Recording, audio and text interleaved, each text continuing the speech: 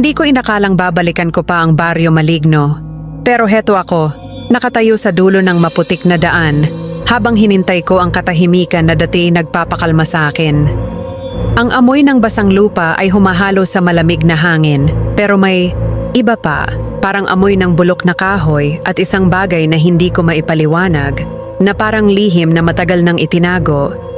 Ang tahimik ng baryo natin dati, pero ngayon, parang may nagtatago sa dilim. Bulong ko sa sarili ko, habang mahigpit ang hawak ko sa aking supot na puno ng mga damit at ilang gamit para sa ilang araw na paglagi. Ako si Lila Santos, 32 taong gulang, isang guro na umalis sa lugar na ito 10 taon na ang nakalipas. Umalis ako dahil sa isang trahedya na hinintay ko na lang makalimutan, pero hindi ko nagawa. Hindi ko sinasadyang balikan ang mga alaala ng gabing iyon. Ang mga sigaw, ang mga hakbang na tumatakbo sa kahoy na sahig ng paaralan, at ang katahimikang sumunod na parang hinintay lang akong magkamali. Pero ngayon, heto ako ulit. Dahil namatay si Tita Sol at kailangan kong ayusin ang mga iniwan niya. Ang bahay niya, ang lupa, ang mga gamit. Lahat ng iyon ay naghintay sa akin, tulad ng isang bitag na handa ng sumara. Sa harap ko, nakatayo ang lumang paaralan ng Baryo Maligno. Parang isang multo na hindi kailanman umalis. Ang mga bintana nito ay parang mga matang walang laman, nakatingin sa akin, na para bang alam nito ang mga sikreto ko. Ang paaralan ay matagal nang iniwan mula noong gabing iyon. Walang guro, walang estudyante, walang buhay. Pero bakit parang may humihila sa akin palapit? Bakit parang may humihila sa akin pabalik? Tanong ko sa sarili ko. Habang ang lampara de gaas sa kamay ko ay nanginginig, kahit walang hangin. Bago ako umalis ng Maynila, kinuntak ko si Ate Nida, ang pinsan ko na nanatili dito sa baryo. Lila, huwag kang magtagal sa lumang paaralan. Sabi niya sa akin sa telepono, ang boses niya puno ng takot. May naririnig daw doon. Tinawanan ko siya noon, pero ngayon, habang nakatayo ako sa lilim ng balete na malapit sa daan, parang may kung anong mabigat na dumadagan sa dibdib ko.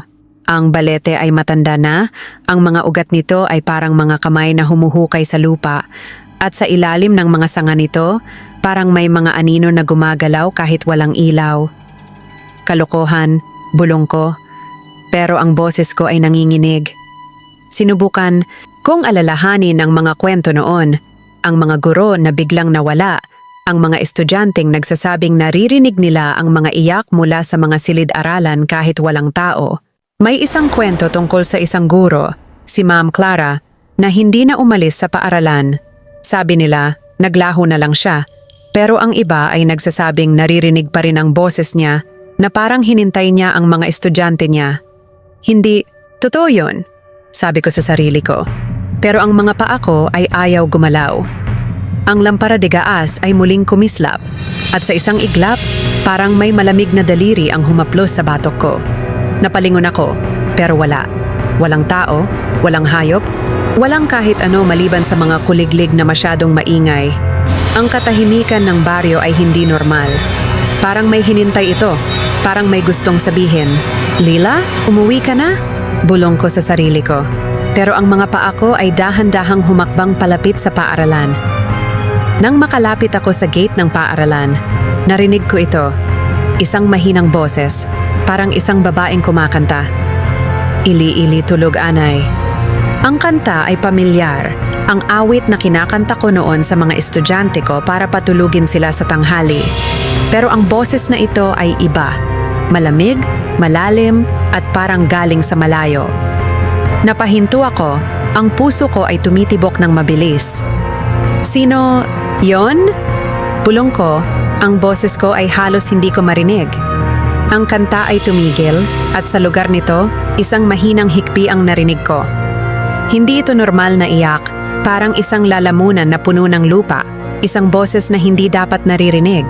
Ang tunog ay galing sa loob ng paaralan, mula sa mga basag na pader at madilim na pasilyo. Napatingin ako sa bukas na pinto ng paaralan, at sa isang iglap, parang may aninong gumalaw sa loob.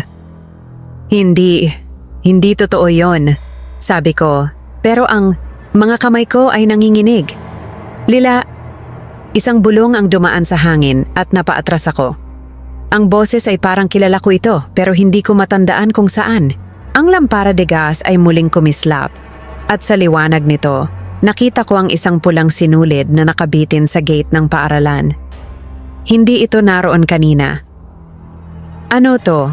Bulong ko habang dahan-dahan kong hinawakan ang sinulid. Mainit ito, parang may buhay. Biglang may tumawag mula sa likod ko. Lila, wag mong hawakan yan. Napalingon ako at nakita ko si Ate Nida, ang mukha niya puno ng takot. Bakit? Tanong ko, pero hindi siya sumagot. Lumapit siya sa akin, hinila ang kamay ko palayo sa sinulid at hinintay niya akong tumingin sa kanya. Huwag kang magtiwala sa mga nakikita mo dito, sabi niya. Ang boses niya ay halos bulong. Bakit? Anong nangyayari, ate? Tanong ko, pero hindi siya sumagot. Sa halip, kinuha niya ang isang maliit na supot ng asin mula sa bulsa niya at hinintay niya akong tumingin sa kanya. Lila, makinig ka sa akin, sabi niya habang binubuksan niya ang supot. Huwag kang lalapit sa paaralan, hindi ka dapat nandito. Pero kailangan ko lang ayusin ang mga gamit ni tita. Hindi mo kailangang malaman lahat, putol niya sa akin. Basta sundin mo ako. Kinuha niya ang asin at itinapon ito sa paligid naming dalawa. Parang gumagawa ng isang bilog. Para hindi ka matawag pabalik, sabi niya. Pero ang hikbi mula sa loob ng paaralan ay lumakas, parang may matalim na kuko na humihila sa tenga ko. Ang boses ni Ate Nida ay unti-unting nawala sa isip ko, habang ang mga paa ko, kahit labag sa kalooban, ay humakbang palapit sa madilim na bukana ng lumang paaralan. Hindi ako natatakot, bulong ko sa sarili ko. Pero ang panginginig ng boses ko ay nagtaksil sa akin. Ang amoy sa loob ay parang pinaghalo ang alikabok ng tsak at bulok na kahoy, na para bang ang oras ay tumigil dito at hinintay lang akong bumalik. Ang lampara de gas sa kamay ko ay nagbibigay ng mahinang liwanag. Pero ang mga anino sa dingding ay parang buhay, gumagalaw kahit walang dahilan. Ang lamig dito, bulong ko. At napansin ko ang usok ng hininga ko sa malamig na hangin. Dati, dito ako nagtuturo. Sa mismong silid-aralang ito. Naririnig ko pa sa isip ko ang boses ko, malakas at puno ng buhay, habang itinuturo ko ang mga multiplication tables sa mga estudyante. 3 beses 4 ay 12, sigaw ko noon habang tumatawa ang mga bata.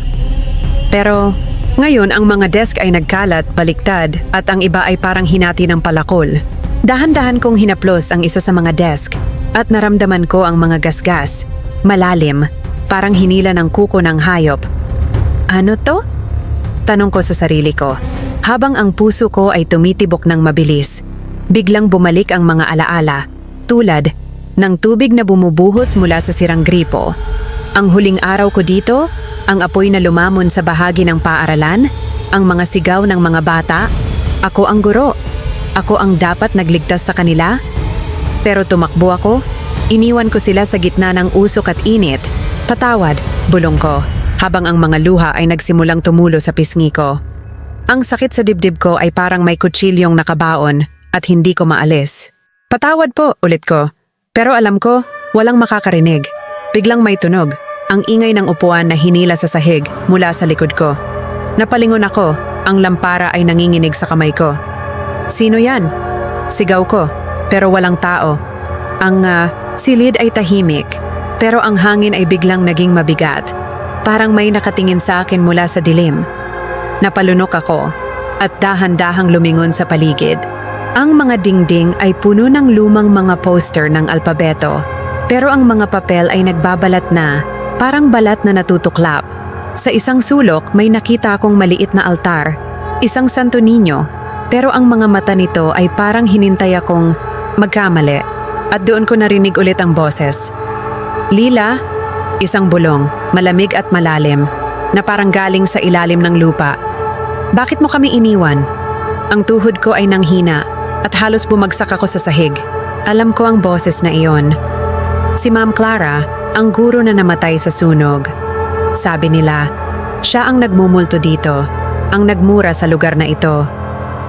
Hindi ko sinasadya, sigaw ko, habang ang mga luha ko ay tuluyang bumuhos. Ma'am Clara, patawad o po. Pero ang mga bulong ay dumami. Parang isang koro ng mga boses na umiikot sa akin. Iniwan mo kami. Iniwan mo kami. Ang bawat salita ay parang suntok sa dibdib ko. Sinubukan kong tumakbo patungo sa pinto pero biglang bumagsak ito. Ang tunog ay parang putok ng baril. Ang lampara de gaas ay kumislap at sa mahinang liwanag nito, nakita ko siya, ang anino niya, matangkad at payat, nakatayo sa harap ng blackboard. Walang mukha, pero ang mga mata, o kung saan dapat ang mga mata, ay parang nagniningas, nakatingin sa akin. Ma'am Clara, bulong ko. Pero ang boses ko ay nawala sa lalamunan ko. Ang anino ay hindi gumalaw, pero ang silid ay parang lumiliit, ang mga dingding ay parang humihila palapit sa akin. Ang mga bulong ay hindi tumigil, at sa bawat salita, parang may malamig na kamay na humihila sa akin. Hindi ko sinasadya. Ulit ko, pero alam ko, hindi niya ako pakikinggan. Biglang may kumatok sa pinto, 3 malakas na katok. Napalingon ako at sa isang iglap, ang anino sa blackboard ay nawala. Pero ang mga bulong ay naroon pa rin, parang hinintay lang akong magkamali. Lila, buksan mo to! Sigaw mula sa labas. Si Ate Nida iyon, ang boses niya puno ng takot. Lila, bilis! Dahan-dahan akong lumapit sa pinto, pero ang mga paa ko ay parang hinintay ng sahig na huwag gumalaw. Ate, anong nangyayari? Tanong ko, habang sinubukan kong buksan ang pinto. Pero hindi ito gumalaw, kahit hinila ko ng malakas. Ate Nida, tulungan mo ako! Sigaw ko. Pero ang sagot niya ay parang galing sa malayo. Lila, huwag kang tumingin sa likod mo. Sigaw niya. Napalunok ako, at kahit ayaw ko, naramdaman ko ang malamig na hangin sa batok ko. Alam ko may nakatayo sa likod ko. Ang lampara, digas ay muling kumislap, at sa salamin ng bintana, nakita ko ang refleksyon, isang mukha, hindi akin, na nakangiti sa akin. Lila, bulong ng boses, at sa isang iglap, ang silid ay napuno ng dilim. Sinubukan ko ulit ang pinto, at sa wakas, bumukas ito. Tumakbo ako palabas, pero bago ko tuluyang makalabas, narinig ko ang boses ni Ma'am Clara sa tenga ko. Hindi ka makakatakas. Hinawi ko ng kaunti ang tabing ng bintana sa labas. Hinintay ko ang liwanag ng buwan na magbigay ng sagot. Hinawi ko ng kaunti ang tabing, pero ang liwanag ng buwan ay parang natakot din pumasok sa loob ng paaralan. Ang dilim ay parang buhay, parang tubig na lumulunok sa akin. Hinila ako pababa hanggang sa pakiramdam ko ay hindi na ako makahinga. Lila, hindi ka makakatakas. Bulong ng boses ni Ma'am Clara. At kahit hindi ko siya nakikita, alam ko na naroon siya sa isang sulok ng silid na hinintay akong magkamali.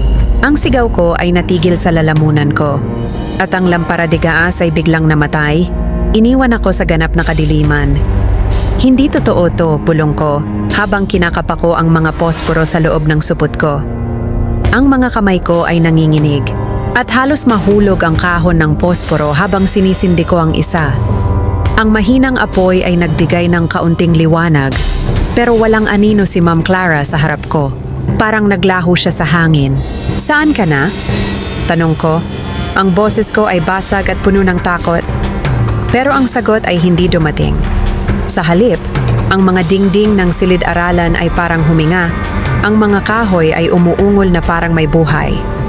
Ang tunog ay parang mga hakbang, pero hindi ko matiyak kung saan ito galing.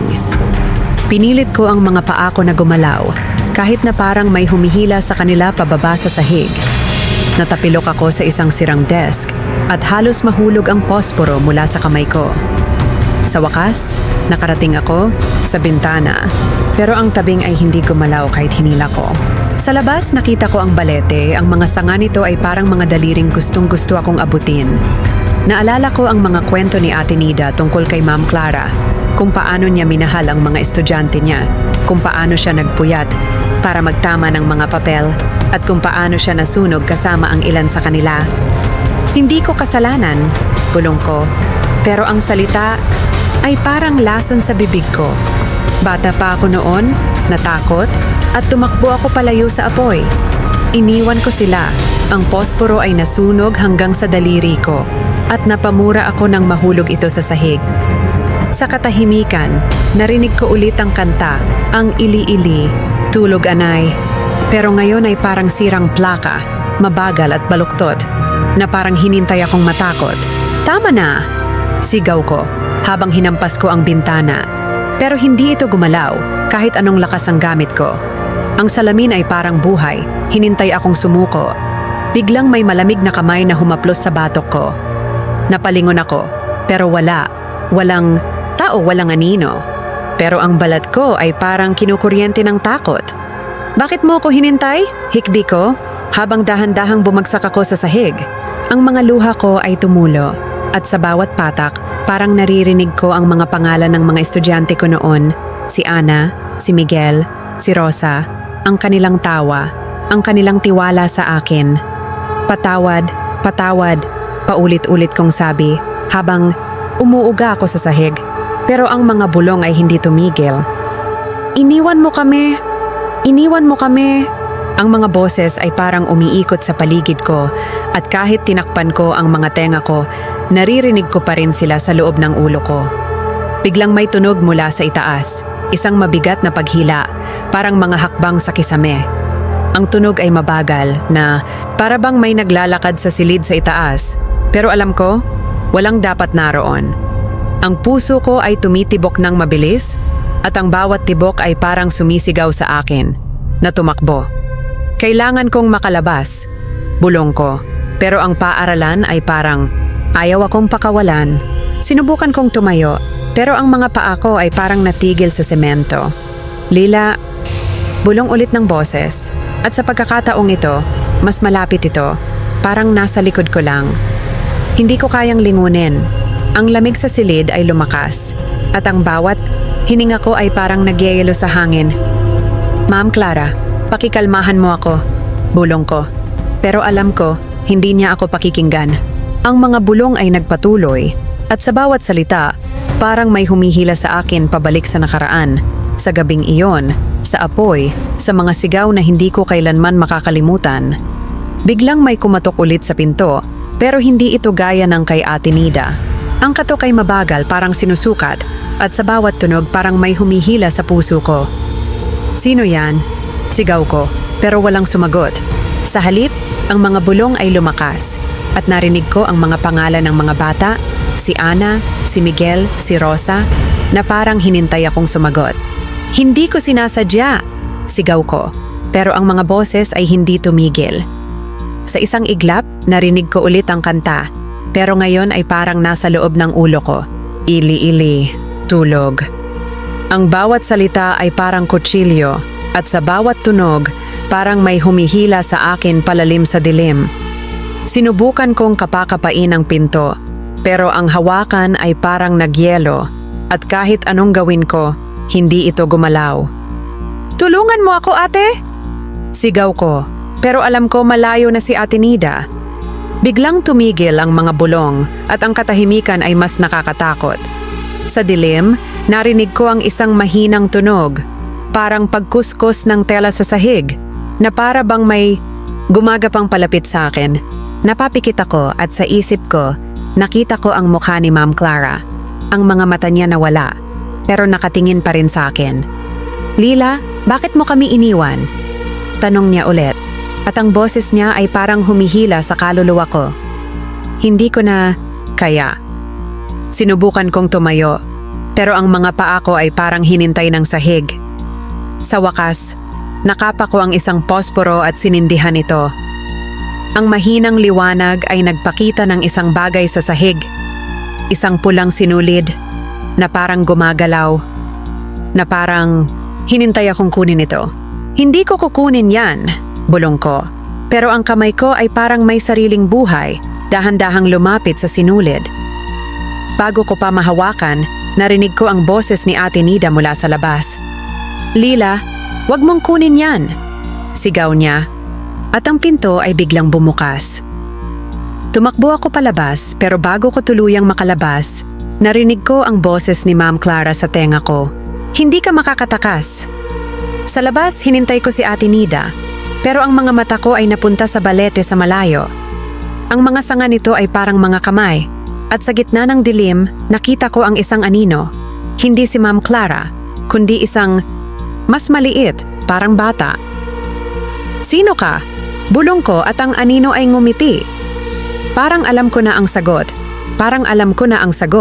Pero ang takot ay parang lason na humihila sa akin pabalik sa dilim. Ang paghila sa kisame ay biglang tumigil.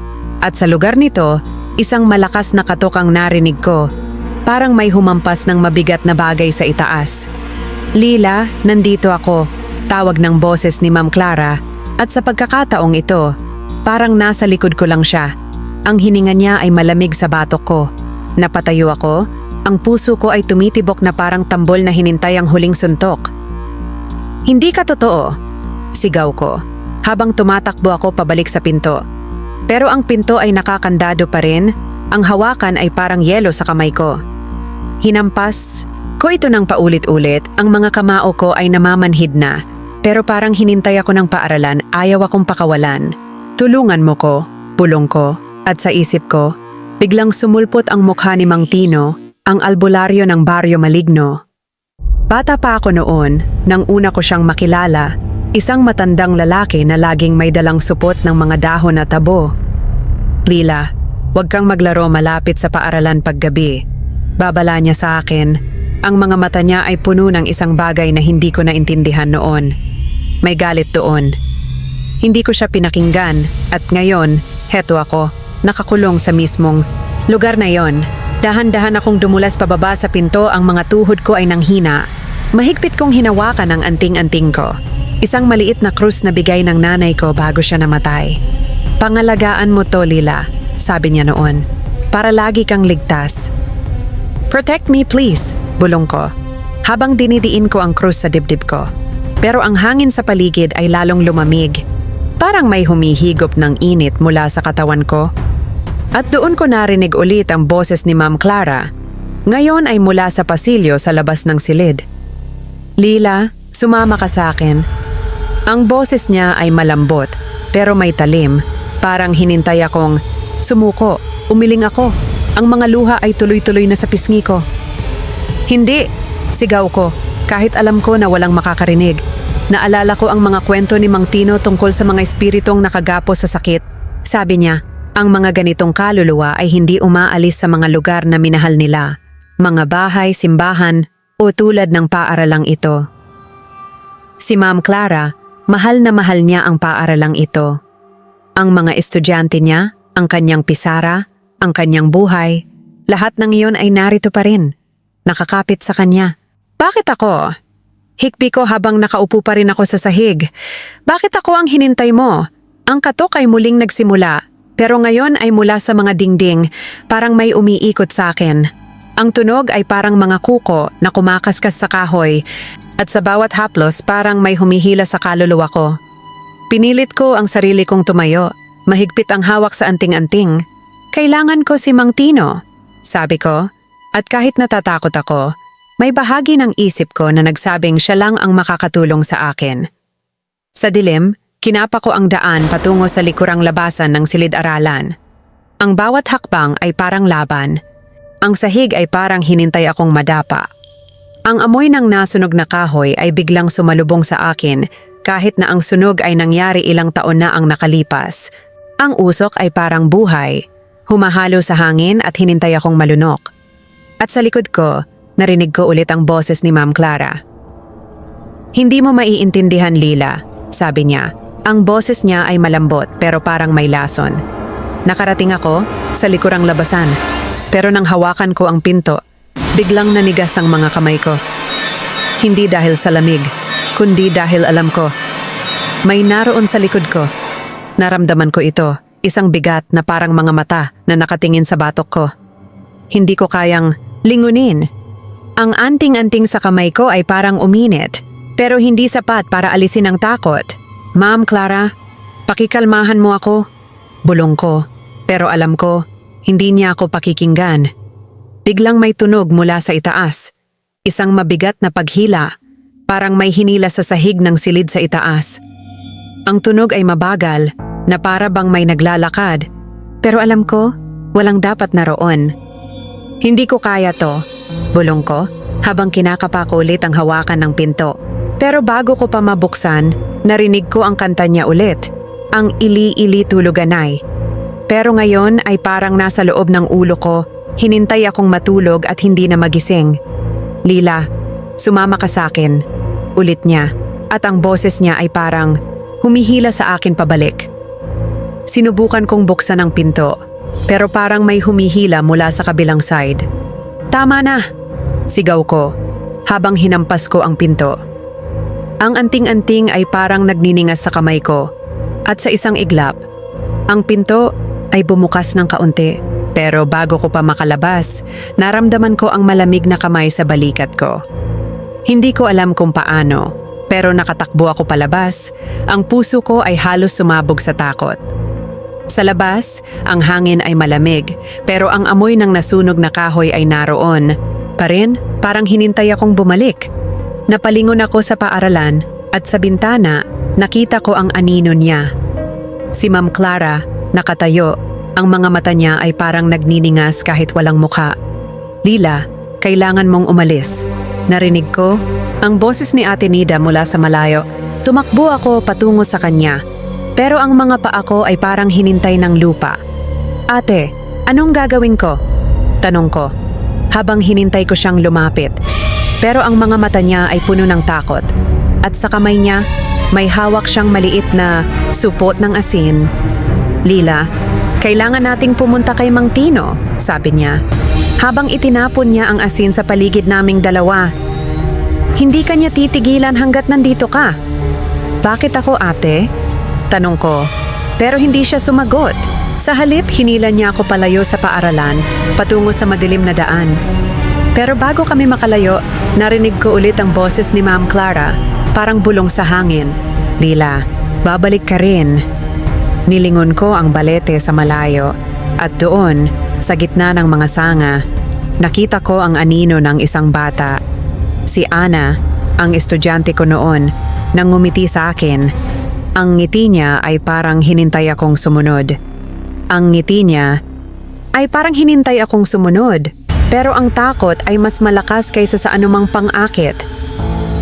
Ang hininga ni Ma'am Clara ay humaplos sa tenga ko.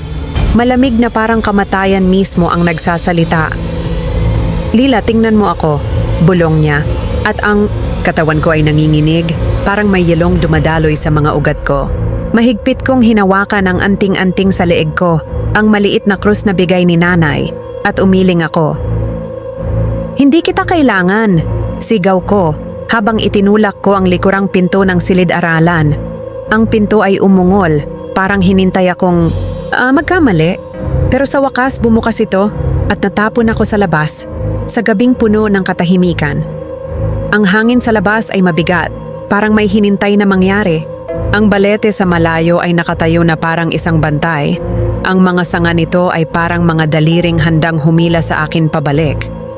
Tumakbo ako, ang mga tsinelas ko ay humampas sa maputik na lupa, habang ang puso ko ay tumitibok na parang gustong lumabas ng dibdib ko. Kailangan ko ng tulong, hingal ko, habang ang mga alaala ng sunog ay bumabalik. Ang makapal na usok, ang mga sigaw ng mga bata, ang init na parang kumakain sa balat ko. 22 taong gulang lang ako, noon, bagong guro, puno ng pangarap, pero natakot ako. Iniwan ko sila. Patawad, bulong ko, habang ang mga luha ay tumutulo na para bang hinintay akong umamin ng kasalanan. Ang boses ni Ma'am Clara ay naroon pa rin sa isip ko, parang lason na hindi nawawala. Iniwan mo kami. Ang mga salita niya ay parang kutsilyo. Hinintay akong duguin. Ang Baryo Maligno ay tahimik, masyadong tahimik. Ang mga bahay ay madilim. Ang mga bintanang yari sa kawayan ay nakasara, na parang natatakot din ang mga tao sa kung anong nasa dilim. Sa wakas, narating ko ang kubo ni Mang Tino. Ang kanyang lampara de gas ay nagbibigay ng mahinang liwanag, pero sapat na para makita ko ang kanyang pintuan. Kumatok ako. Ang boses ko ay basag. Mang Tino, tulungan mo ko. Walang sumagot.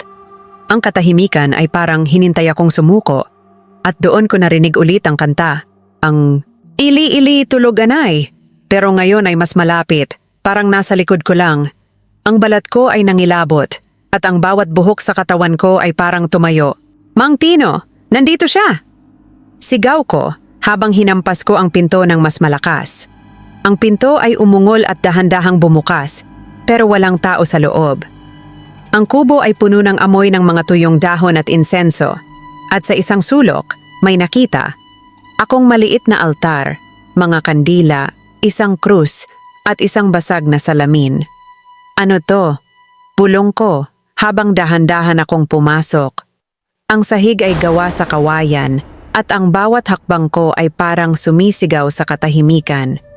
Sa salamin, nakita ko ang refleksyon ko, maputla, ang mga mata ko ay malaki sa takot.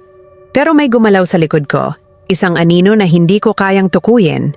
Hindi, hingal ko at mabilis akong napalingon. Pero walang tao, walang anino. Pero alam ko, naroon siya at doon ko nakita siya, si Ma'am Clara, sa sulok ng kubo. Ang anyo niya ay mas malinaw ngayon, mahabang buhok na parang basang damit na punit-punit at mga kamay na parang nasunog, itim at tuyo. Lila, alam mo kung bakit, sabi niya. At ang boses niya ay parang nasa loob ng ulo ko, hinintay akong sumagot. Natapilok ako pabalik at sa pagkakataong iyon, natumba ang isang kandila. Ang apoy ay kumislap at ang anino niya ay sumayaw sa mga dingding, parang hinintay akong mahulog. Bakit ako, Ma'am Clara? Hikbi ko habang ang mga luha ko ay tumutulo sa sahig. Hindi ko sinasadya, natakot lang ako. Pero ang anino niya ay hindi gumalaw. Ang mga mata niya, o kung saan dapat ang mga mata niya, ay parang nagniningas. Hinintay akong umamin ng lahat. Ang anting-anting sa leeg ko ay parang uminit, pero hindi sapat para alisin ang bigat sa dibdib ko.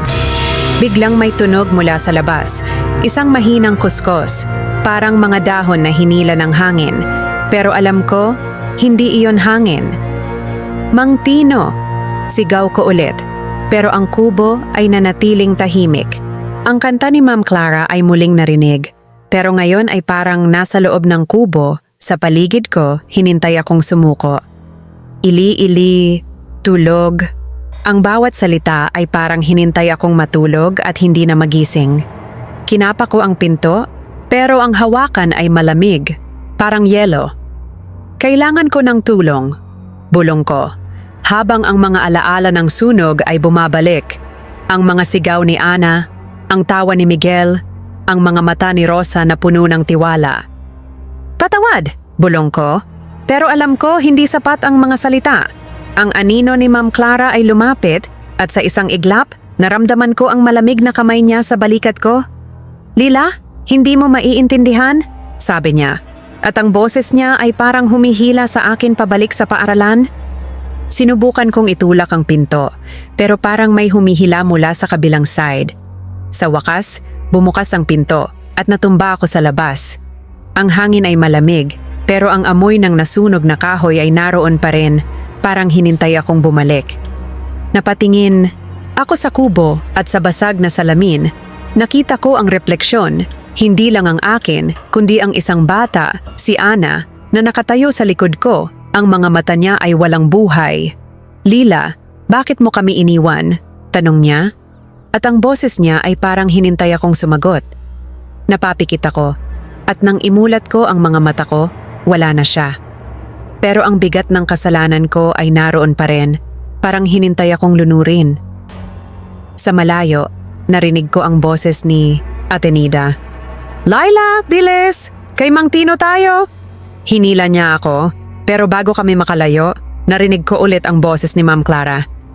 Laila, babalik ka rin. At sa likod ko, narinig ko ang kanta ni Ana, malambot at malungkot. Ili-ili, tulog.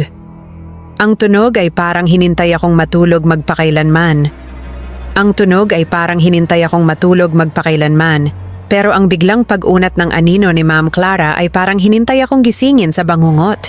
Ang mga daliri niya itim at nasunog, ay parang mga sangang gustong humila sa akin palalim sa dilim. Lila, hindi mo matatakasan ang kasalanan mo, sutsot niya, at ang boses niya ay parang kuko na kumakaskas sa pisara. Napasigaw ako, natapilok, pabalik palayo sa basag na salamin, ang puso ko ay tumitibok na parang gustong sumabog.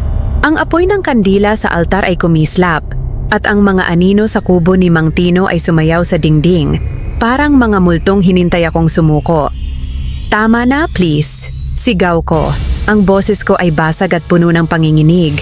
Ang anyo ni Ma'am Clara ay kumikislap, parang isang sirang lampara. Sa isang iglap, malinaw ang kanyang nasunog na mga kamay na kumakapit sa hangin. At sa susunod, wala siya. Pero alam ko, naroon pa rin siya. Kinuha ko ang isang bungkos ng tuyong dahon mula sa altar. Mahigpit ang hawak ko rito na parang ang mga ito ang tanging makakapigil sa kanya. Mang Tino, nasaan ka? Bulong ko, habang ang mga mata ko ay mabilis na lumilibot sa kubo. Pero walang sagot, walang Mang Tino, walang kahit sino maliban sa akin at sa kanyang anino.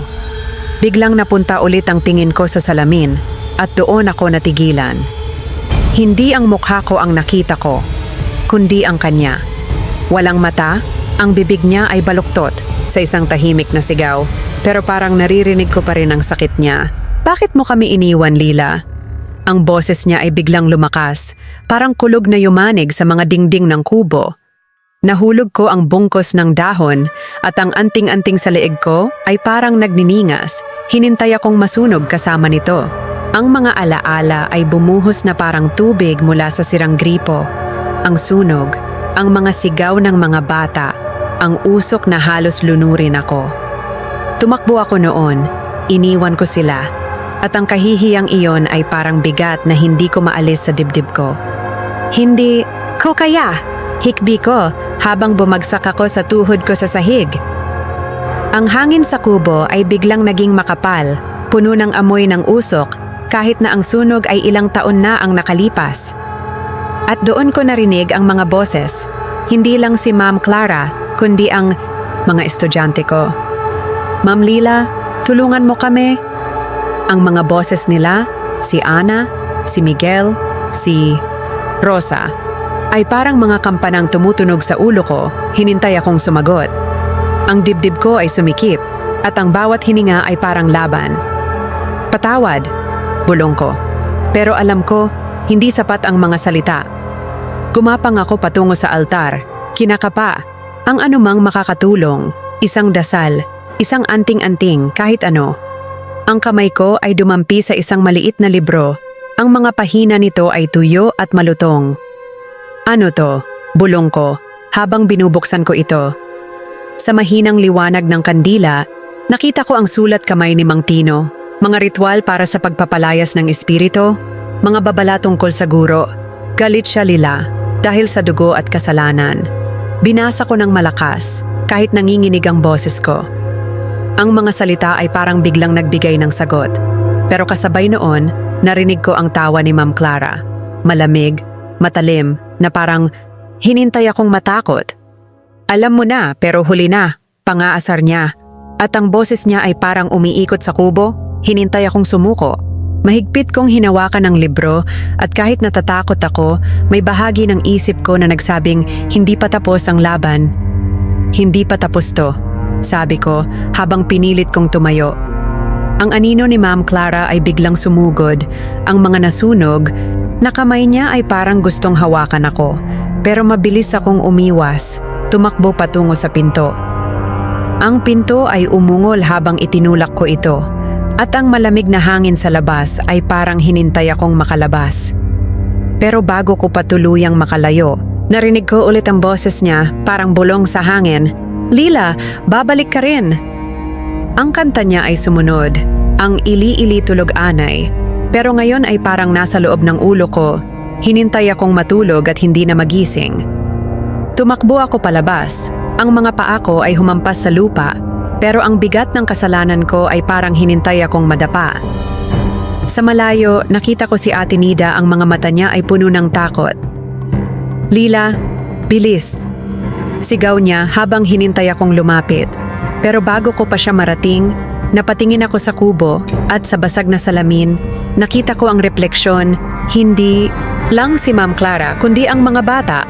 Nakatayo sa likod niya, ang mga mata nila ay walang buhay. "Ma'am Laila, bakit mo kami iniwan?" Tanong ni Ana at ang boses niya ay parang hinintay akong sumagot. Napapikit ako at nang imulat ko ang mga mata ko, wala na sila. Pero ang libro ni Mang Tino ay nasa kamay ko pa rin at ang mga salita nito ay parang nagbibigay ng pag-asa o ng babala. "Lila, kailangan nating hanapin si Mang Tino," sabi ni Ate Nida habang hinila niya ako palayo sa kubo. "Hindi ka niya titigilan hanggat hindi mo inaayos ang kasalanan mo." "Paano, ate?" Tanong ko habang ang mga luha ko ay tumutulo. Pero hindi siya sumagot. Sa halip, tumingin siya sa likod namin, sa balete sa malayo, kung saan ang mga sanga ay parang mga kamay na hinintay akong bumalik. At doon, sa gitna ng dilim, narinig ko ulit ang kanta. Hindi lang si Ma'am Clara, kundi ang mga bata, ang mga boses nila ay parang hinintay akong sumunod. Ili-ili, tulog, ang tunog ay parang hinintay akong sumuko sa kanila. Ang tunog ay parang hinintay akong matulog magpakailanman. Pero ang biglang pag-unat ng anino ni Ma'am Clara ay parang hinintay akong gisingin sa bangungot. Ang mga daliri niya, itim at nasunog, ay parang mga sangang gustong humila sa akin palalim sa dilim. "Lila, hindi mo matatakasan ang kasalanan mo," sutsot niya, at ang boses niya ay parang kuko na kumakaskas sa pisara. Napasigaw ako, natapilok pabalik palayo sa basag na salamin. Ang puso ko ay tumitibok na parang gustong sumabog. Ang apoy ng kandila sa altar ay kumislap, at ang mga anino sa kubo ni Mang Tino ay sumayaw sa dingding, parang mga multong hinintay akong sumuko. "Tama na, please!" Sigaw ko, ang boses ko ay basag at puno ng panginginig. Ang anyo ni Ma'am Clara ay kumikislap, parang isang sirang lampara. Sa isang iglap, malinaw ang kanyang nasunog na mga kamay na kumakapit sa hangin. At sa susunod, wala siya, pero alam ko, naroon pa rin siya. Kinuha ko ang isang bungkos ng tuyong dahon mula sa altar. Mahigpit ang hawak ko rito na parang ang mga ito ang tanging makakapigil sa kanya. "Mang Tino, nasaan ka?" Bulong ko, habang ang mga mata ko ay mabilis na lumilibot sa kubo. Pero walang sagot, walang Mang Tino, walang kahit sino maliban sa akin at sa kanyang anino. Biglang napunta ulit ang tingin ko sa salamin at doon ako natigilan. Hindi ang mukha ko ang nakita ko, kundi ang kanya. Walang mata, ang bibig niya ay baluktot sa isang tahimik na sigaw. Pero parang naririnig ko pa rin ang sakit niya. "Bakit mo kami iniwan, Laila?" Ang boses niya ay biglang lumakas, parang kulog na yumanig sa mga dingding ng kubo. Nahulog ko ang bungkos ng dahon at ang anting-anting sa leeg ko ay parang nagniningas. Hinintay akong masunog kasama nito. Ang mga alaala ay bumuhos na parang tubig mula sa sirang gripo. Ang sunog, ang mga sigaw ng mga bata, ang usok na halos lunurin ako. Tumakbo ako noon. Iniwan ko sila, at ang kahihiyang iyon ay parang bigat na hindi ko maalis sa dibdib ko.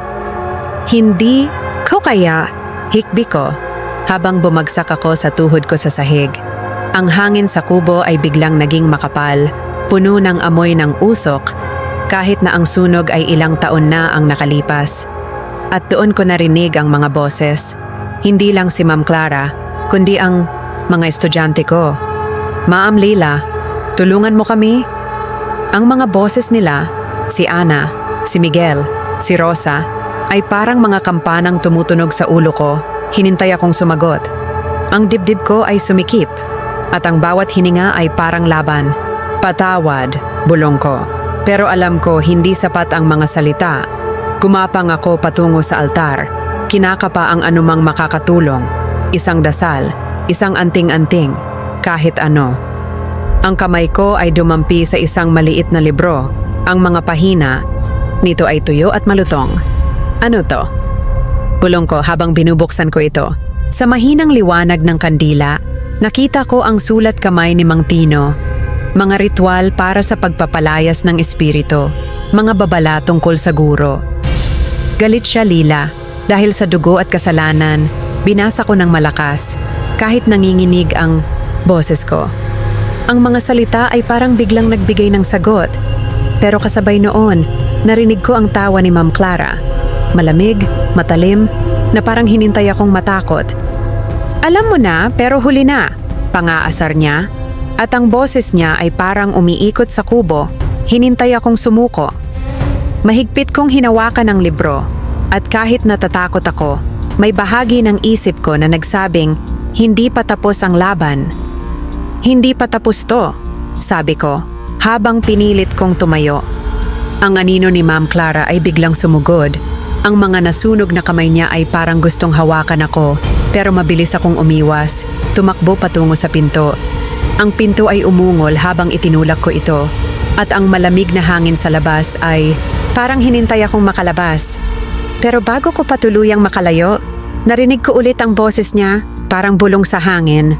Laila, babalik ka rin. Ang kanta niya ay sumunod, ang ili-ili tulog anay. Pero ngayon ay parang nasa loob ng ulo ko. Hinintay akong matulog at hindi na magising. Tumakbo ako palabas, ang mga paa ko ay humampas sa lupa. Pero ang bigat ng kasalanan ko ay parang hinintay akong madapa. Sa malayo, nakita ko si Ate Nida. Ang mga mata niya ay puno ng takot. Lila, bilis! Sigaw niya habang hinintay akong lumapit. Pero bago ko pa siya marating, napatingin ako sa kubo. At sa basag na salamin, nakita ko ang refleksyon. Hindi lang si Ma'am Clara, kundi ang mga bata nakatayo sa likod niya. Ang mga mata nila ay walang buhay. Ma'am Lila, bakit mo kami iniwan? Tanong ni Ana, at ang boses niya ay parang hinintay akong sumagot. Napapikit ako at nang imulat ko ang mga mata ko, wala na sila. Pero ang libro ni Mang Tino ay nasa kamay ko pa rin at ang mga salita nito ay parang nagbibigay ng pag-asa o ng babala. Lila, kailangan nating hanapin si Mang Tino, sabi ni Ate Nida habang hinila niya ako palayo sa kubo. Hindi ka niya titigilan hanggat hindi mo inaayos ang kasalanan mo. Paano ate? Tanong ko habang ang mga luha ko ay tumutulo. Pero hindi siya sumagot. Sa halip, tumingin siya sa likod namin, sa balete sa malayo, kung saan ang mga sanga ay parang mga kamay na hinintay akong bumalik. At doon, sa gitna ng dilim, narinig ko ulit ang kanta. Hindi lang si Ma'am Clara, kundi ang mga bata, ang mga boses nila ay parang hinintay akong sumunod. Ili-ili, tulog. Ang tunog ay parang hinintay akong sumuko sa kanila. Ang tunog ay parang hinintay akong bumalik sa kanya. Pero ang malamig na haplos ng kamay ni Ma'am Clara sa bukong-bukong ko ay parang hinintay akong manatili magpakailanman. Lila, sumama ka sa amin, ungol niya. Ang mukha niya ay ilang pulgada lang mula sa akin. At kahit walang mata, parang nakikita ko ang galit niya. Sinipa ko ang paa ko at napasigaw ako. Hindi. Ang anting-anting ko ay parang nagniningas sa balat ko at mahigpit ko itong hinawakan habang mas malakas kong binigkas ang dasal. Sa ngalan ng Diyos, umalis ka! Ang sigaw ni Ma'am Clara ay yumanig sa kubo, parang hinintay akong mabingi. Gumapang ako pabalik. Ang asin sa paligid ko ay nagkalat sa ilalim ng mga paa ko. Ang libro ni Mang Tino ay nakabukas pa rin. Ang mga pahina nito ay parang mga pakpak na kumakampay sa hangin na para bang hinintay akong magpatuloy. Kailangan ko ng tubig, hingal ko habang naalala ko ang ritual. Gumapang ako patungo sa altar. Ang mga kamay ko ay nanginginig habang kinakapak ko ang anumang makakatulong. Sa wakas, nakapako ang isang tapayang luwad. Please, mangyari ka, dasal ko, habang ibinubuhos ko ang tubig sa bilog ng asin sa paligid ko. Ang anino ni Ma'am Clara ay biglang nagbaluktot, parang hinintay ang sakit. Pero ang boses niya ay nagbago, hindi na siya lang ang naririnig ko. Ang mga boses ng mga bata, ang mga estudyante ko, ay biglang umalingaw-ngaw sa kubo. Ma'am Lila, bakit mo kami iniwan? Sigaw nila, at ang mga salita ay parang mga kutsilyo na tumutusok sa puso ko. Sa isip ko, nakita ko ang mga mukha nila. Si Ina na laging ngumingiti, si Carlo na mahilig magtanong, si maliit na Maria na laging may dalang bulaklak para sa akin. Patawad mga anak, hikbi ko. Ang boses ko ay basag na parang salamin. Ang mga luha ko ay tumulo sa sahig at ang bawat patak ay parang hinintay ang pag-amin ko sa kasalanan. Ang tawa ni Ma'am Clara ay muling narinig, malamig at puno ng pangungutya. Hindi mo sila maililigtas, pangaasar niya, at ang anyo niya ay biglang lumaki, parang isang higanteng anino na hinintay akong lunurin. Ibinuhos ko ulit ang tubig habang nagpatuloy ako sa dasal kahit puno ng luha. Umalis kayo sa dilim, sigaw ko, at ang hangin sa kubo ay parang kumulog, ang mga boses ng mga bata ay biglang humina. Pero ang ungol ni Ma'am Clara ay mas lumakas, ang mga nasunog na kamay niya ay kumakapit sa hangin, parang gustong sirain ang bilog ng asin. Lila, akin sila? Sigaw niya, at ang galit niya ay parang apoy na hinintay akong masunog. Naramdaman ko ang takot ng mga bata, nakakulong kasama niya sa sumpang ito. Hindi mo sila kukunin, sabi ko. At kahit nanginginig pa rin ako, ang boses ko ay biglang naging matatag. Kinuha ko ang isang kandila mula sa altar at kahit nanginginig ang mga kamay ko, sinindihan ko ito muli. Ang apoy ay mahina, pero buhay, parang hinintay akong magpatuloy. Mang Tino, gabayan mo ko, bulong ko, habang naalala ko ang mga salita niya noon. Ang galit ng espiritu, Lila, nasa puso ng kasalanan. Alam ko na ngayon, kailangan kong harapin ang kasalanan ko, hindi lang si Ma'am Clara. Ang anino niya ay muling sumugod, ang mukha niya na walang mata ay baluktot sa galit. Ang mga boses ng mga bata ay muling narinig, pero ngayon ay parang humihingi ng tulong. Ma'am, tulungan mo kami. Ang puso ko ay parang nadurog, pero pinilit kong manatiling nakatayo. Hindi ko kayo iiwan ulit, bulong ko. Habang hinawakan ko ang anting-anting ko, biglang may kumatok sa pinto. Mabilis at desperado. Lila, buksan mo to!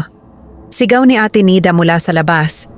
Ang boses niya ay parang sinag ng pag-asa, pero alam ko, hindi pa tapos ang laban. Ate, hawakan mo yung pinto! Sigaw ko, habang nagpatuloy ako sa dasal. Ang bilog ng asin ay parang nayanig at ang tubig sa sahig ay parang kumulo, hinintay akong magtagumpay o mabigo. Lila, akin sila. Sigaw ulit ni Ma'am Clara at ang anyo niya ay lumapit, ang mga kamay niya ay parang gustong hawakan ang puso ko. Pero sa pagkakataong ito, hindi ako umatras. Hindi mo sila kukunin, sabi ko, at ang boses ko ay puno ng determinasyon. Ibinuhos ko ulit ang tubig at ang dasal ay parang naging mas malakas, hinintay ang Diyos na makinig. Ang mga boses ng mga bata ay biglang humina, pero ang sigaw ni Ma'am Clara ay parang hinintay akong mabingi. Ang kandila sa kamay ko ay kumislap at sa mahinang liwanag nito, nakita ko ang mga anino. Hindi lang si Ma'am Clara, kundi ang mga bata nakatayo sa likod niya, ang mga mata nila ay puno ng lungkot. Ma'am Lila, tulungan mo kami. Bulong ni Maria at ang boses niya ay parang hinintay akong sumagot. Patawad, mga anak, bulong ko, habang ang mga luha ko ay tumutulo. Pero alam ko, hindi sapat ang pag-iyak. Kailangan kong tapusin ang ritual. Kinuha ko ulit ang libro at kahit nanginginig ang mga kamay ko, nagpatuloy ako sa dasal. Sa ngalan ng Diyos, palayain mo sila, sigaw ko. At ang hangin sa kubo ay parang umikot. Hinintay akong manalo. Ang anino ni Ma'am Clara ay biglang nagbaluktot, parang hinintay ang sakit. Pero bago pa siya tuluyang mawala, narinig ko ulit ang boses niya. Lila, hindi pa tapos to. Ang mga boses ng mga bata ay sumunod, pero ngayon ay parang humihingi ng tulong, hindi galit. Ma'am, tulungan mo kami. Sa labas, narinig ko ulit ang sigaw ni Ate Nida. Lila, bilis! May dala akong banal na tubig. Hinila ko ang pinto at ang liwanag ng lampara niya ay pumasok sa kubo. Pero bago ko patuluyang makalabas, napatingin ako sa basag na salamin at doon nakita ko ang mga bata. Si Ina, si Carlo, si Maria. Ang mga mata nila ay parang hinintay akong iligtas sila. Lila, kailangan nating tapusin to, sabi ni Ate Nida habang ibinigay niya sa akin ang bote ng banal na tubig. Pero sa likod namin narinig ko ulit ang kanta, ang ili-ili, patay na. Ang tunog ay parang hinintay akong harapin sila. Pero ang kumikislap na kandila sa kamay ko ay parang nagbibigay ng kaunting lakas sa gitna ng dilim. Ang anino ni Maamang ay lumalaki, parang hinintay akong lunurin sa galit niya. Lila, hindi mo sila mababalik. Sutsot niya. Ang boses niya ay puno ng puot na parang lason sa hangin. Mahigpit kong hinawakan ng kandila. Ang apoy nito ang tanging ilaw sa kubo ni Mang Tino. Hindi mo ko madadaig, sabi ko. Kahit nanginginig ang boses ko, may bahagi ng puso ko na gustong lumaban. Ang anyo ni Ma'am Aang ay biglang nagbago. At ang kubo ay napuno ng amoy ng nasusunog na kahoy. Parang bumalik ako sa gabing iyon. Alam mo kung anong nangyari? Bulong niya. At ang mga dingding ay parang nagliwanag, nagpapakita ng nakaraan.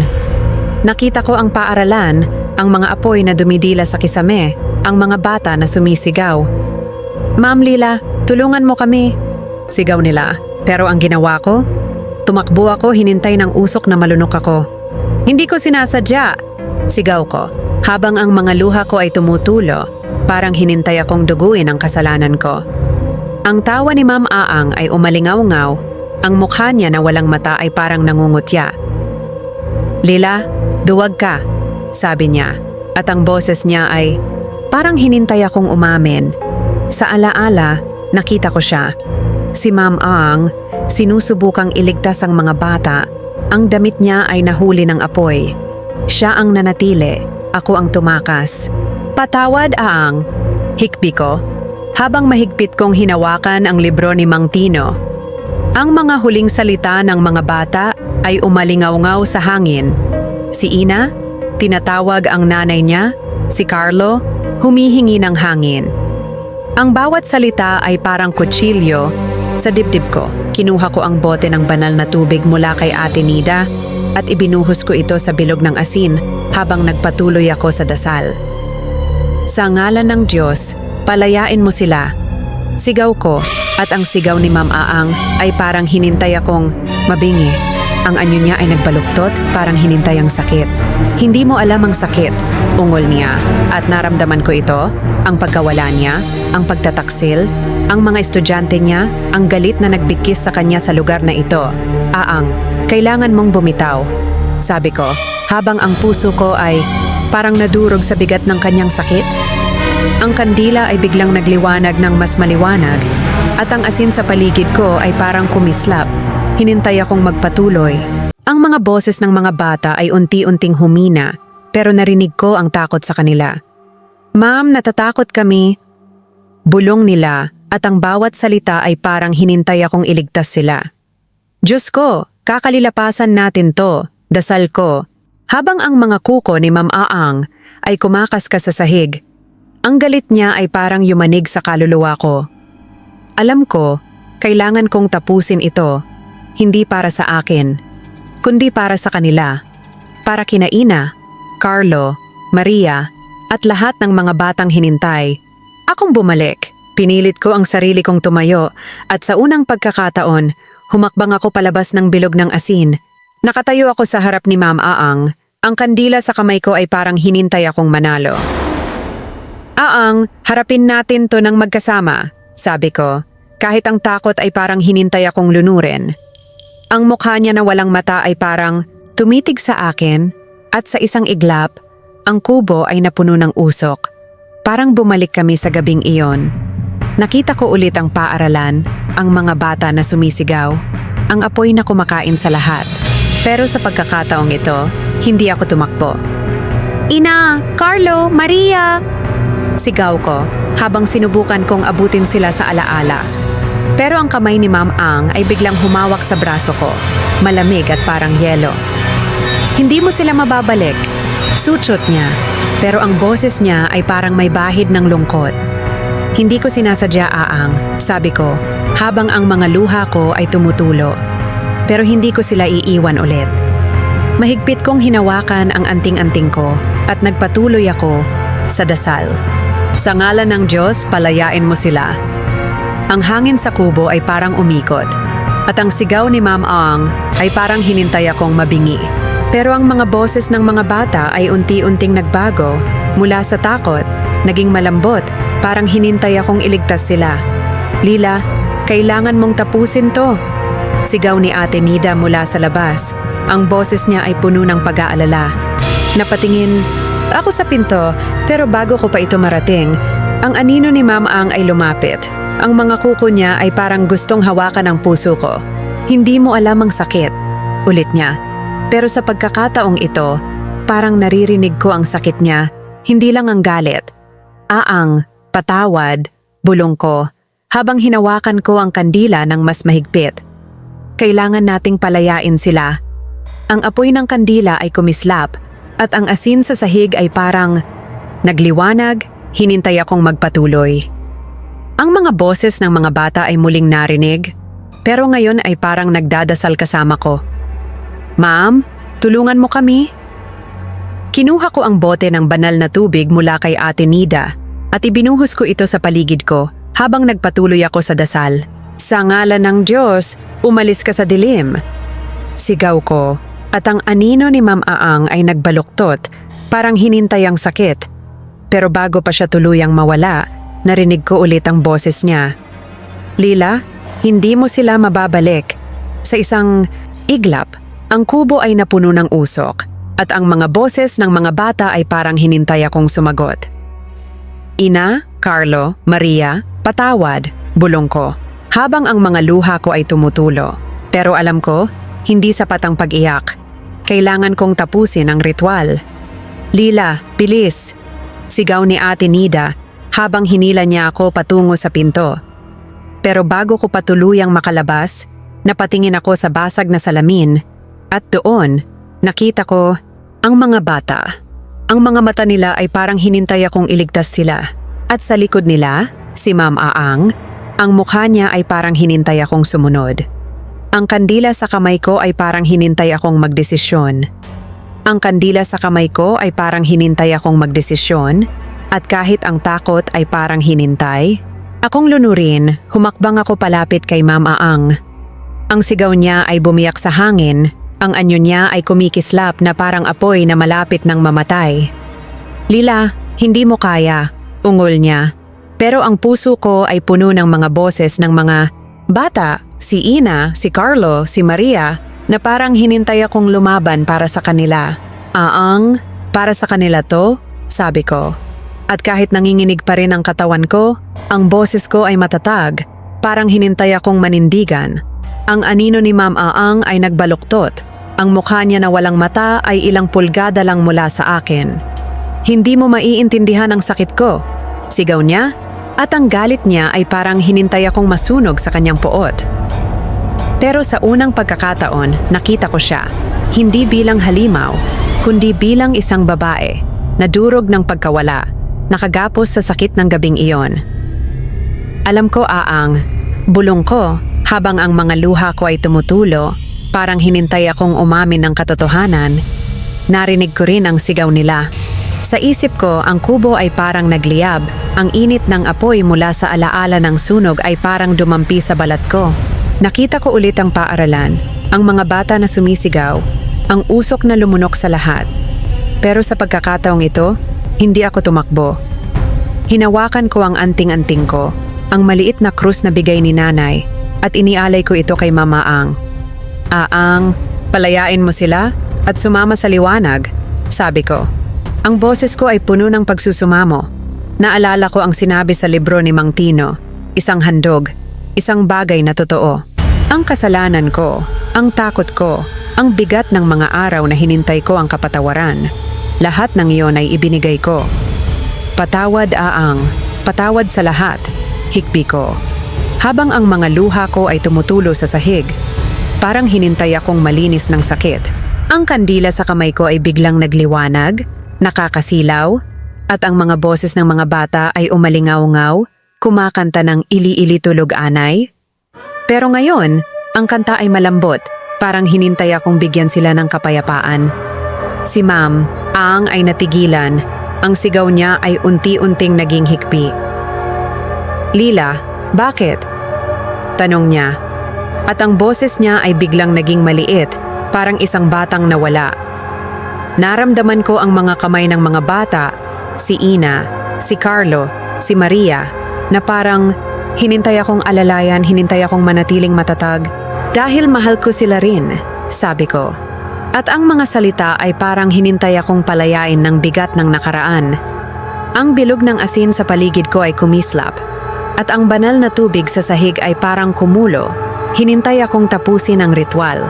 Ang anyo ni Mama Ang ay biglang nagbago. Ang mga bitak ay lumitaw sa kanyang balat, at mula sa mga ito, may liwanag na tumulo, parang hinintay siyang palayain. Hindi ko kaya, bulong niya, habang ang kamay niya ay dahan-dahang lumapit sa akin. Pero sa pagkakataong ito, hindi ako umatras. Kaya natin to, sabi ko, habang hinintay ko ang tingin niya, kahit walang mata ang mukha niya. Ang kubo ay nayanig, ang altar sa likod ko ay gumuho, pero nakatayo ako, hinintay akong manalo para sa mga bata. Ang mga boses ng mga bata ay unti-unting humina, pero ngayon ay parang payapa, parang hinintay na ang kapayapaan. Ang kamay ni Ma'am Ang ay dumampi sa akin, malamig pero unti-unting nawawala. Lila, salamat, bulong niya, at ang anino niya ay parang natunaw sa liwanag. Pero bago siya tuluyang mawala, narinig ko ulit ang mga boses ng mga bata, malambot at puno ng pag-asa. Ma'am Lila, salamat. Ang kandila sa kamay ko ay kumislap at ang kubo ay biglang naging tahimik. Napatingin ako kay Ate Nida na nakatayo sa pinto, ang mga mata niya ay puno ng gulat. Lila, natapos mo? Tanong niya habang lumapit siya sa akin. Pero bago ko pa masagot, naramdaman ko ang bigat ng katawan ko, parang hinintay akong bumagsak. Lila, kailangan nating umalis, sabi ni Ate Nida habang hinila niya ako palabas ng kubo. Pero sa isip ko, narinig ko ulit ang kanta ng mga bata, malambot at malayo. Ili-ili tulog, anay. Ang tunog ay parang hinintay akong magpahinga. Pero alam ko, hindi pa tapos ang lahat. Sa labas, ang hangin ay malamig. Pero ang amoy ng usok ay naroon pa rin. Parang hinintay akong bumalik sa paaralan. Napatingin ako sa balete sa malayo. At doon, sa gitna ng mga sanga, nakita ko ang isang anino. Hindi si Ma'am Eyang kundi si Ina, ang maliit na batang laging may dalang bulaklak. Ngumiti siya sa akin, pero ang ngiti niya ay parang hinintay akong sumunod.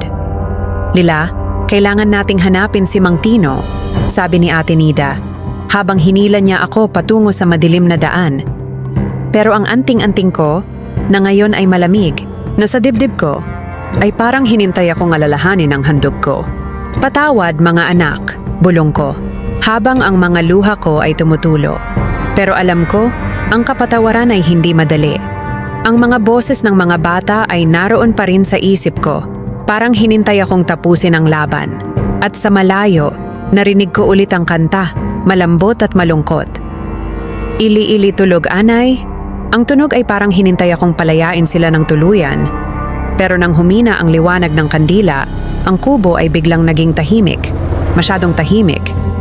Tapos na ba? Bulong ko. Pero ang hangin sa paligid ay mabigat pa rin. Parang may hinintay na mangyari. Ang mga kamay ko ay nanginginig at ang anting-anting sa dibdib ko ay malamig na ngayon. Parang nawala ang init na dulot ng laban. Ang anino ni Ma'am Eyang ay wala na. Pero ang presensya niya ay naroon pa rin. Parang bigat na nakadagan sa kaluluwa ko. Aang, umalis ka na ba? Tanong ko. Ang boses ko ay halos hindi marinig sa gitna ng katahimikan. Ang mga dingding ng kubo ay umungol, parang hinintay akong sumuko. Napatingin ako sa basag na salamin, at ngayon, ang mukha ko lang ang nakita ko. Maputla, ang mga mata ko ay parang walang laman. Hinintay ang sagot na hindi ko alam. Kailangan ko si Mang Tino, bulong ko, habang dahan-dahan akong lumabas ng kubo. Sa labas, ang baryo maligno ay tahimik, ang mga bahay ay madilim, at ang balete sa malayo ay parang buhay. Ang mga sanga nito ay gumagalaw kahit walang hangin. Mahigpit kong hinawakan ang libro ni Tinten, libro ni Mang Tino. Ang mga pahina nito ay gastado, pero puno ng katotohanan na parang hinintay akong gamitin ito. Sa isip ko, narinig ko ang boses ni Mang Tino, malinaw na parang kahapon lang sinabi. Lila, ang galit ay hindi nawawala ng basta.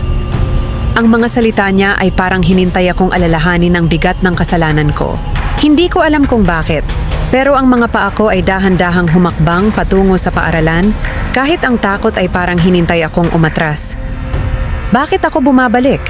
Bulong ko habang ang mga tsinelas ko ay kumakaskas sa maputik na lupa. Ang paaralan ay nakatayo sa harap ko.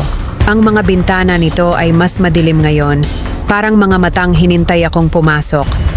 Nang makapasok ako, ang hangin sa loob ay mabigat, puno ng amoy ng abo at kalungkutan. Ang bawat hakbang ko ay parang hinintay ng sahig, at ang mga desk na nagkalat ay parang mga alaala ng gabing iyon.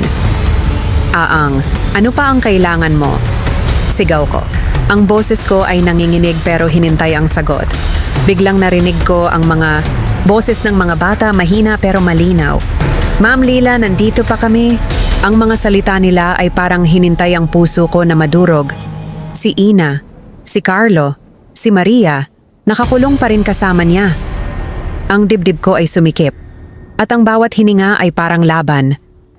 Binuklat ko ang libro ni Mang Tino, at sa mahinang liwanag ng buwan na pumasok sa bintana, nakita ko ang isang huling ritual, isang handog ng katotohanan para palayain ang mga kaluluwang nakagapos. Kailangan kong sabihin, bulong ko, habang ang mga luha ko ay tumutulo, parang hinintay akong umamin. Ng lahat, lumuhod ako sa gitna ng silid-aralan, sa harap ng pisara kung saan dating nakatayo ang anino ni Ma'am Aang. Patawad, Aang, dahil duwag ako, sabi ko. Ang boses ko ay basag habang hinintay ko ang kapatawaran. Iniwan ko kayo sa apoy. Ang mga salita ay parang hinintay akong duguin. Pero sa unang pagkakataon, parang may bumagsak na bigat mula sa dibdib ko. Ang hangin sa silid ay biglang gumalaw. Isang malamig na simoy ang humaplos sa mukha ko at narinig ko ang boses ni Ma'am Aang, malambot pero puno ng sakit. Lila, totoo ba? Napapikit ako at sa isip ko, nakita ko ulit ang gabing iyon, ang apoy, ang usok, ang mga sigaw. Pero sa pagkakataong ito, hindi ako tumakbo. Totoo, Aang, sabi ko habang ang mga luha ko ay tumutulo sa sahig. Natakot ako. Pero hindi ko sinasadyang iwan kayo. Patawad, patawad sa lahat. Ang anting-anting ko ay biglang uminit ulit, parang hinintay akong manatiling matatag. Ang mga boses ng mga bata ay muling narinig, pero ngayon ay parang mas malambot, parang hinintay ang kapayapaan. Ma'am Lila, tulungan mo kami. Bulong ni Maria, at ang boses niya ay parang hinintay akong iligtas sila. Kinuha ko ang bote ng banal na tubig mula sa bulsa ko at ibinuhos ko ito sa sahig habang nagdasal ako. Sa ngalan ng Diyos, palayain mo sila, sabi ko. Ang boses ko ay puno ng determinasyon. Ang pisara sa harap ko ay parang nayanig at ang mga desk ay umungol, parang hinintay akong tapusin ang ritual. Pero ang anino ni Ma'am Aang ay hindi muling nagpakita. Sa halip, ang mga boses ng mga bata ay unti-unting humina, parang hinintay ang kalayaan. Ma'am, salamat, bulong ni Carlo, at ang boses niya ay parang natunaw sa hangin. Pero ang bigat sa dibdib ko ay naroon pa rin, parang hinintay akong alalahanin ang kasalanan ko. Ang, patawad, ulit ko, habang lumuhod pa rin ako sa sahig. Ang malamig na simoy ay muling humaplos sa mukha ko, at sa isang iglap, narinig ko ulit ang boses niya. Lila, hindi pa tapos to, bulong niya, at ang mga salita ay parang hinintay akong bumalik sa dilim. Biglang may kumatok sa pinto ng paaralan, mabilis at desperado. Laila, nandito ako! Sigaw ni Ate Nida mula sa labas. Napatingin ako sa pinto pero bago ko pa ito marating, narinig ko ulit ang mga boses ng mga bata, malambot at malungkot. Ma'am Laila, nandito pa kami? Ang puso ko ay parang nadurog, pero alam ko, kailangan kong tapusin ito. Lila, bilis! Sigaw ni Ate Nida habang binuksan niya ang pinto. Ang liwanag ng lampara niya ay pumasok sa silid. Pero ang amoy ng abo at kalungkutan ay naroon pa rin. Parang hinintay akong manatili. Kailangan nating hanapin si Mang Tino, sabi niya, habang hinila niya ako palabas. Pero bago ko patuluyang makalabas, napatingin ako sa pisara at doon nakita ko ang isang anino. Hindi si Ma'am Aang, kundi si Ina. Ang mga mata niya ay parang hinintay akong sumunod. Ang anting-anting ko ay biglang uminit ulit. Parang hinintay akong harapin ang katotohanan. Ang anting-anting ko ay biglang uminit ulit. Parang hinintay akong harapin ang katotohanan. At ang boses ni Ma'am Aang ay biglang lumambot. Halos tao na. Lila, sabihin mo ulit. Bulong niya? At ang silid ay lalong lumamig. Parang hinintay akong duguin ang mga salita. Lumuhod ako sa maalikabok na sahig ng silid-aralan. Ang libro ni Mang Tino ay nakabukas sa kandungan ko. Ang mga pahina nito ay parang hinintay akong magpatuloy. Ang totoo, sabi ko, ang boses ko ay matatag kahit ang mga luha ko ay tuloy-tuloy. Iniwan ko kayo. Natakot ako, tumakbo ako. Ang mga salita ay parang apoy sa lalamunan ko. Bawat isa ay parang bubog na tumutusok. Sa isip ko biglang nag-flash ang mga mukha ng mga bata, ang mga tirintas ni Ina, ang mahiyain ng ngiti ni Carlo, ang maliliit na kamay ni Maria na laging may hawak na lapis. Patawad mga anak, hikbi ko, habang mahigpit kong hinawakan. Ang anting-anting ko, ang krus na parang hinintay akong maging matapang. Ang paaralan ay nayanig. Ang mga desk ay umuugong na parang mga buto na hinintay ang hustisya. Aang, alam ko ang sakit mo. Patuloy ko, habang ang mga luha ko ay tumutulo sa libro. Pero hindi mo kailangang hawakan sila. Ang anino ni Ma'am Aang ay kumislap sa pisara. Hindi na masyadong nakakatakot. Ang anyo niya ay parang pagod. Bumagsak ang mga balikat. Lila, ang sakit ng pag-iwan. Bulong niya at ang boses niya ay basag. Parang hinintay akong maawa. Tumango ako. Ang mga luha ko ay parang ulan sa mukha ko. Alam ko, Aang, pero kailangan mong palayain sila. Kinapa ko ang ritual sa libro. Isang pag-amin, isang pagsusumamo, at isang huling dasal. Sa ngalan ng Diyos, palayain mo ang mga bata. Kanta ko, ang boses ko ay unti-unting lumakas. Parang hinintay akong manalo. Ang hangin sa silid ay parang humuni. At ang mga boses ng mga bata ay sumali, malambot at puno ng pag-asa.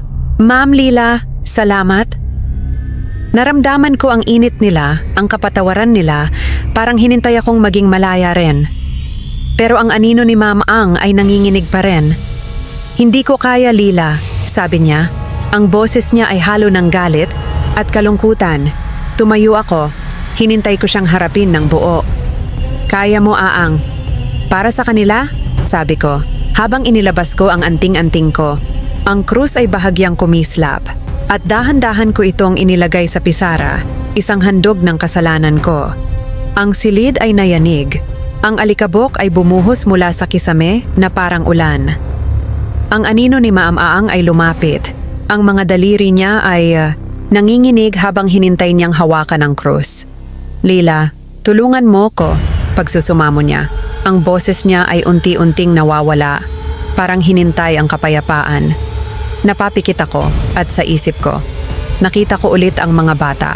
Si Ina, si Carlo, si Maria, ngumiti sila sa akin. Ang mga mata nila ay puno ng liwanag. Ma'am Lila, salamat, bulong ni Maria, at ang boses niya ay parang hinintay akong palayain sila. Kinuha ko ang bote ng banal na tubig mula kay Ate Nida at ibinuhos ko ito sa pisara habang nagpatuloy ako sa dasal. Sa ngalan ng Diyos, palayain mo sila. Ulit ko, ang boses ko ay puno ng lakas na hinintay ko noon pa man. Ang pisara ay parang nagliwanag at ang anino ni Ma'am Aang ay unti-unting nagbago. Ang mga balikat niya ay parang bumagsak. Ang galit niya ay parang natunaw. Leila, totoo ba? Tanong niya ulit. Pero ngayon ang boses niya ay parang isang batang nawala. Hinintay ang sagot. Totoo, Aang, sabi ko, habang ang mga luha ko ay tumutulo. Patawad sa lahat. Ang silid ay biglang naging tahimik.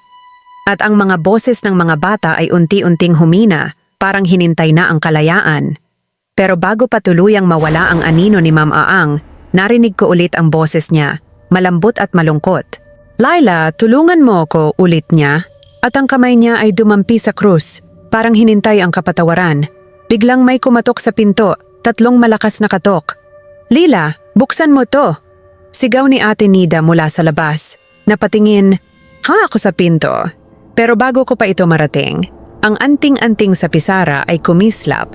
at ang anino ni Ma'am Aang ay parang natunaw sa liwanag. Ang mga boses ng mga bata ay muling narinig, pero ngayon ay parang mas magaan, parang hinintay na ang kapayapaan. Ma'am Lila, salamat, bulong ni Ina, at ang boses niya ay parang natunaw sa hangin. Lila, bilis!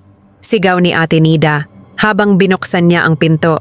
Ang liwanag ng lamparan niya ay pumasok sa silid, pero ang bigat ng silid-aralan ay naroon pa rin, parang hinintay akong alalahanin ang kasalanan ko. Tapos na ba, Lila? Tanong niya habang hinila niya ako palabas. Pero bago ko patuluyang makalabas, napatingin ako sa pisara at doon nakita ko ang krus, nagniningning, parang hinintay akong magpatuloy. Sa labas, ang hangin ay malamig, pero ang amoy ng abo ay naroon pa rin, parang hinintay akong bumalik. Napatingin ako sa balete sa malayo, at doon, sa gitna ng mga sanga, nakita ko ang anino ni Maria.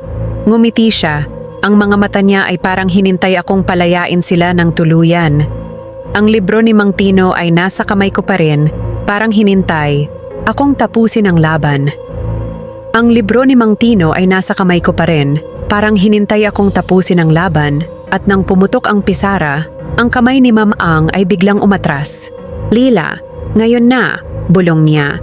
Ang boses niya ay puno ng desperasyon, parang hinintay akong gawin ang huling hakbang. Naramdaman ko ang bigat ng sandali, ang pag-asa ng mga bata, si Ina, si Carlo, si Maria, na parang hinintay akong iligtas sila. Ang, gagawin ko to, sabi ko. Mahigpit ang hawak ko sa libro. Ang mga pahina nito ay parang hinintay akong magbigay ng lahat. Ang ritual ay humihingi ng lahat. Ang katotohanan ko, ang takot ko, ang lakas ko. Kinuha ko ang natitirang asin ni Mang Tino at ikinalat ko ito sa paligid, habang mas malakas kong binigkas ang dasal. Sa ngalan ng Diyos, sa liwanag ng pag-ibig, palayain mo sila. Sigaw ko, at ang hangin sa silid ay parang kumislap. Ang silid-aralan ay bahagyang nagliwanag, parang hinintay ang kapayapaan. Ang mga boses ng mga bata ay biglang umalingaw-ngaw, kumakanta ng ili-ili tulog anay. Pero ngayon, ang kanta ay malinis, parang isang dasal na hinintay ang sagot ng langit. Ang anino ni Ma'am Aang ay lumiit, ang anyo niya ay nagiging mas tao, at ang mukha niya ay halos makita ko na, hindi na galit, kundi pagod at puno ng sakit. Lila, ang sakit! Hikbi niya, habang hinawakan niya ang anting-anting ko na nakalagay sa pisara.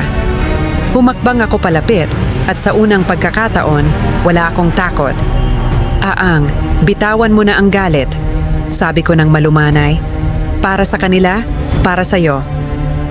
Ang paaralan ay umungol, ang mga dingding ay nayanig habang ang liwanag ay tumulo mula sa krus. Ma'am Lila, libre na kami? Sigaw ng mga bata, ang mga boses nila ay parang umakyat patungo sa langit, puno ng saya. Nakita ko ang mga anino nila, maliit, masaya, na parang natunaw sa liwanag. Ang anyo ni Ma'am Aang ay nanginginig, ang mga kamay niya ay inabot ang mga bata. Mga anak ko, bulong niya, ang boses niya ay puno ng luha, parang hinintay ang kapatawaran. Nagpatuloy, ako sa huling mga salita ng dasal. Ang boses ko ay malakas at puno ng paniniwala. Sa ngalan ng kapatawaran, umalis ka sa dilim! Sigaw ko, at ang silid ay biglang napuno ng liwanag, nakakasilaw na parang hinintay akong malinis ng lahat. Si Ma'am Aang ay sumigaw, pero hindi sa galit. Ito ay parang pagpapakawala, parang hinintay ang kalayaan. Lila, salamat, bulong niya. Ang boses niya ay malambot na parang simoy ng hangin. Ang liwanag ay unti-unting humina, at ang silid ay naging tahimik, masyadong tahimik. Ang anting-anting ay nakahiga sa pisara, malamig, na ngayon at ang asin ay nagkalat sa sahig, parang hinintay akong magpahinga. Bumagsak ako sa tuhod ko, pagod pero buo, parang hinintay akong manalo.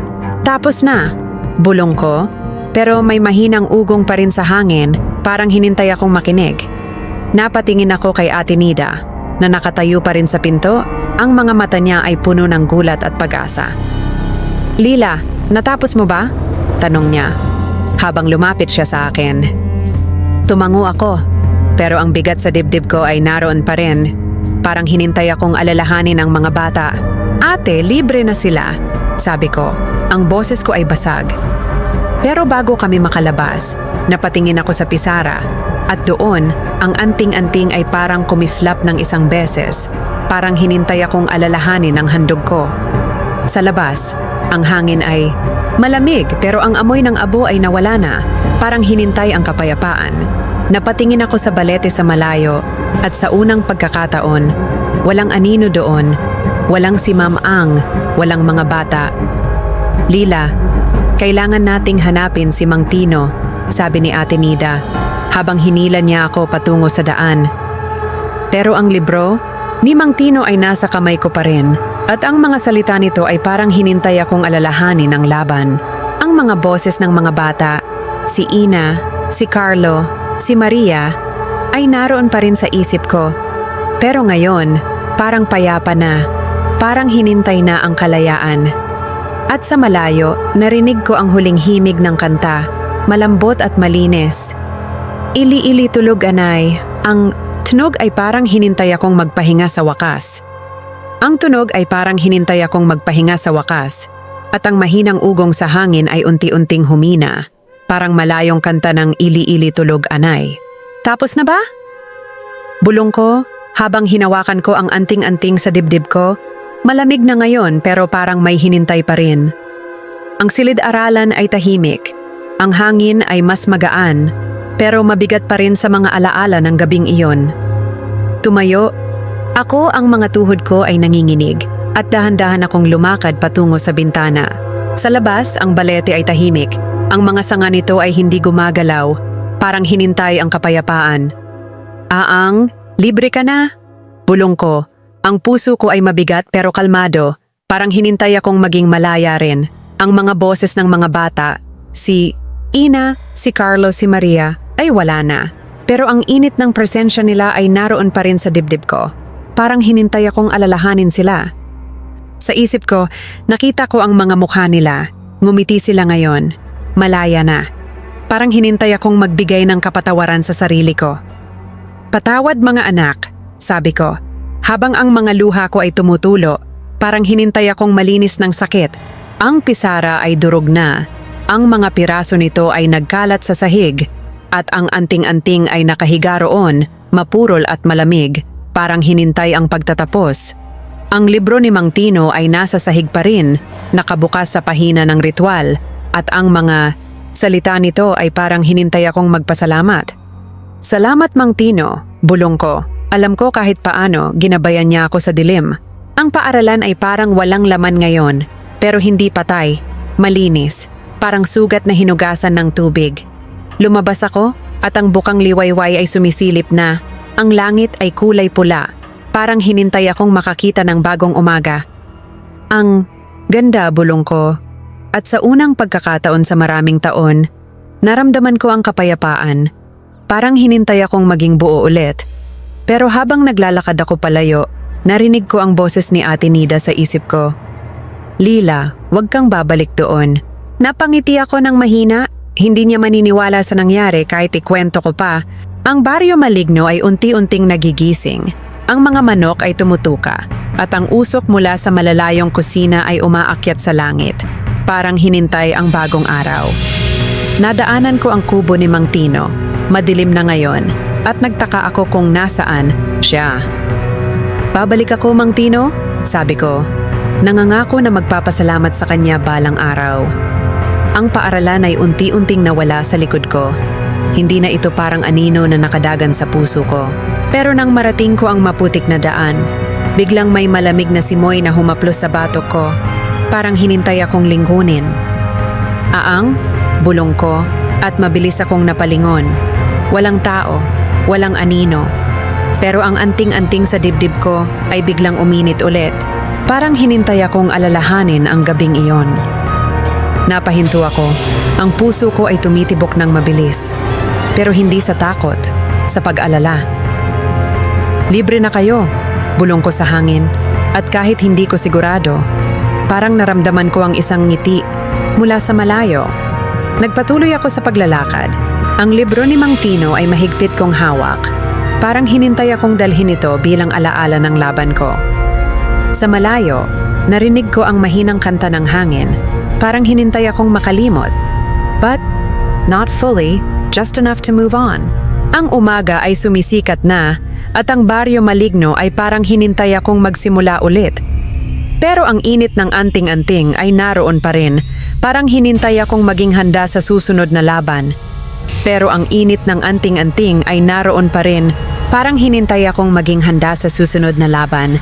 Pero ngayon, habang humina ang init, ang puso ko ay tumitibok pa rin ng mabilis. Hindi ka umalis, no? Bulong ko, habang nakatingin sa walang lamang daan. Ang Baryo Maligno ay buhay na ngayon. Ang mga bata ay tumatawa sa malayo. Ang mga aso ay tumatahol. At ang hangin ay puno ng tunog ng umaga. Mahigpit, kung hinawakan ang anting-anting, ang bigat nito ay pamilyar na sa palad ko.